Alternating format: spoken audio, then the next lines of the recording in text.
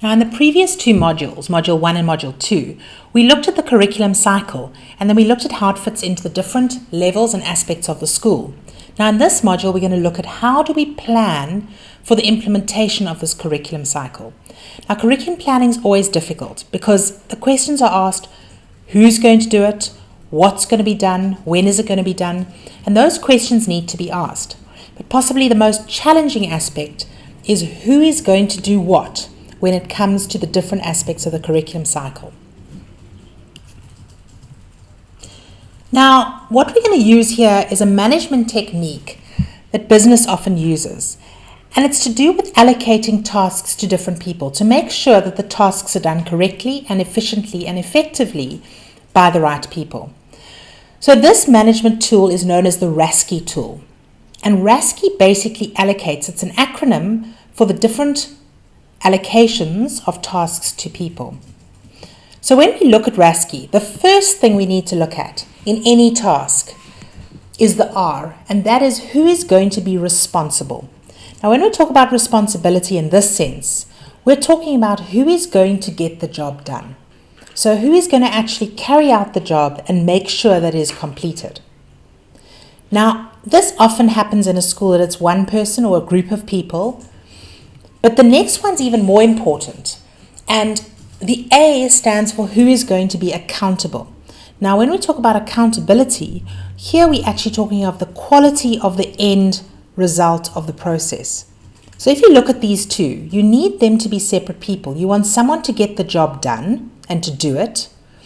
And on the other side, you need someone who's going to check the quality of the process. And these two people can't be the same people or can't be the same groups of people. Now let's look at the example of the moderation process. If you've got someone actually carrying out the moderation in terms of getting it done, you cannot have the same person checking on the quality of the moderation. You need someone else checking on the quality. So if we look at the two, the R and the A, the biggest difference is the responsible person is the doer and the accountable person is the checker. Now, in any process in a school, it's not as simple as just having someone doing the job and someone checking on the quality. There's always the supporters, the people that have to be involved or assist in the process to make it happen. You need to acknowledge, or they need to acknowledge and support the process. Sometimes they're involved and sometimes they're not. In the moderation process, this might be a case of that the principal is a supporter in the process. They need to acknowledge and support the process, but they're not necessarily the person responsible, the person accountable for the actual process. Now the C and the I are the two tricky ones in the school, because this is often where you get problems in a staff room of people not understanding where they fit into the process. Now let's have a look at what the C is.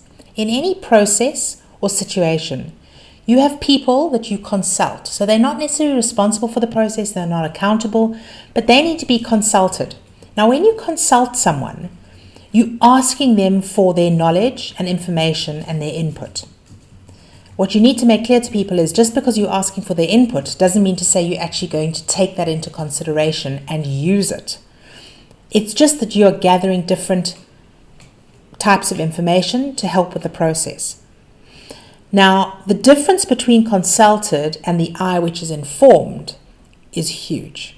And this is where staff don't often understand.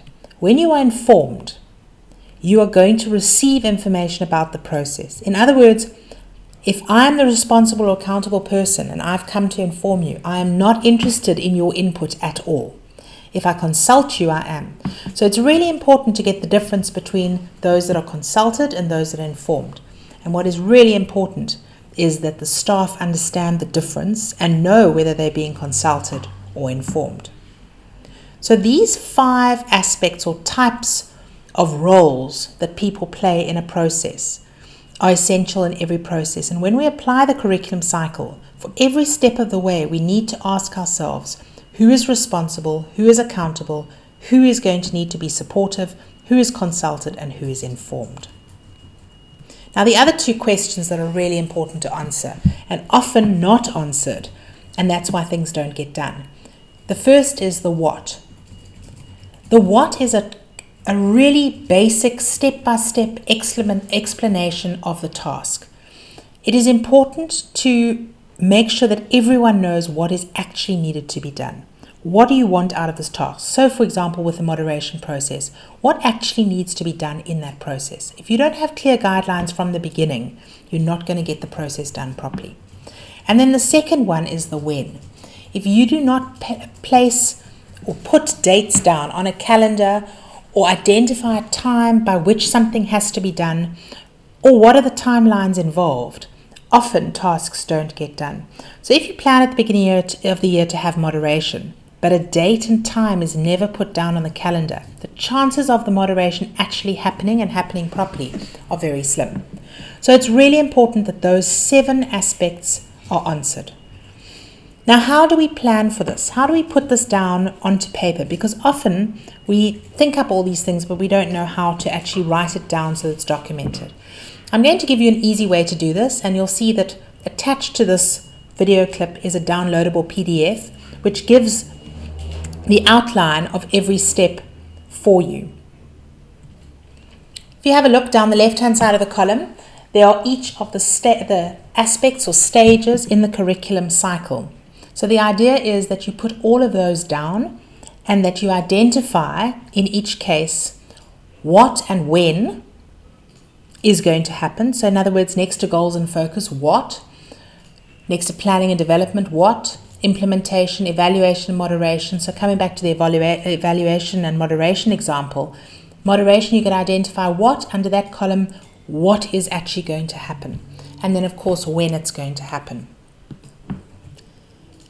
And then in each case, next to those key aspects, you need to identify who is responsible, who is accountable, supportive, consulted, and informed. So next to each one, you're going to fill in what, the date, and then names of the actual people along the side. Now, obviously, as we looked at the different levels in the school, you might have this carried out for the school curriculum cycle, the phase, the grade, and the classroom. Obviously, in the classroom, often the person responsible and accountable, one of them would be the teacher. But remember, you can't have both of them being the teacher. Otherwise, the quality is not going to be actually checked. So make sure that your responsible and your accountable person is always different. Now, although we've identified that there are different people responsible, accountable, supportive, consulted, and informed in each of these roles, let's have a closer look at what is the role of the school manager in the curriculum overall. And you'll see that we've brought together everything we've discussed up to now about the curriculum cycle, as well as the different aspects of what needs to be done. So having a look on the screen, you'll see under goal and focus, the important role, and of course there are many other roles, but one of the key roles is to make sure as a school manager that you're contributing to the organizational goals and to make sure that these goals are SMART. The next is the planning. You must make sure as a school manager, not only that there's planning done for the school, but also that the staff are developed enough to meet their goals and that they have the necessary resources. As a school manager, you have a huge responsibility in the implementation of the curriculum cycle. The first is looking at leading and guiding the staff so that you make sure that they achieve their goals in an effective and efficient way. You also want to make sure that they stay focused. The second is managing whichever department you are responsible for. Generally, as a school manager, you're either head of a phase, a grade, a subject, and you need to make sure that they are planning and that they achieve their goals. Even probably the most important is managing the learners, but also communicating with their parents to make sure that the learners' needs and achievements are met, as well as the expectations of the parents. When it comes to evaluation and moderation, you need to make sure that systems are put in place to monitor and control that the goals are actually met. And also looking at the progress of the goals, that even when the goals aren't met, you've got some sort of measure to see how much of the goal was met. When it comes to reporting, making sure that you communicate with staff on a continuous basis about their performance and achievements. So not just looking at the learner's performance and achievements, but also looking at how well the staff have done. Remember, this is where the staff need a bit of a boost if they've done well, to praise them, And in the same way, find constructive ways of analysing and improving how they're doing. And then the sixth and last one, the reflection. Your role as a school manager is to make sure that you review your own performance. That's probably the most important, because your role in the whole success of the curriculum cycle has a huge effect on how well the goals are actually achieved.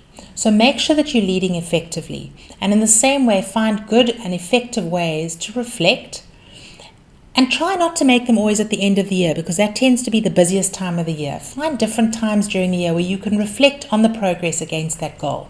And remember, again, the reporting and reflecting is always against the original goal and the organizational goal.